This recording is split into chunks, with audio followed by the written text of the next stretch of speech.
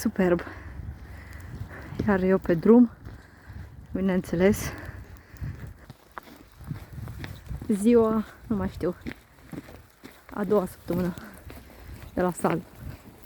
Am depus zăpadă cu început de dimineață, deci e super, super, super, super nins. Și deja sub zăpada asta e gheață, deja are cred că 3 cm, 4 zăpada, peste cea veche și peste gheață.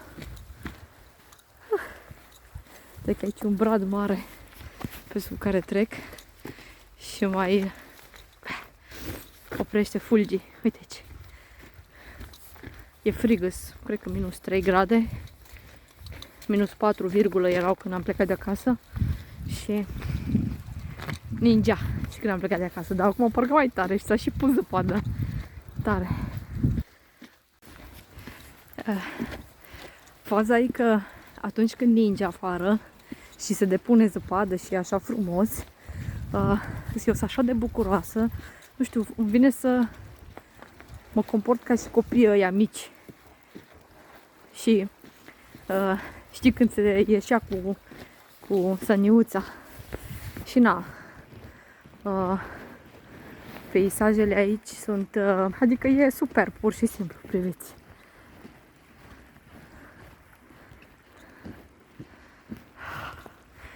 Și la noi aici, primăria în fiecare toamnă adună băncile, adică partea de lemn a băncilor.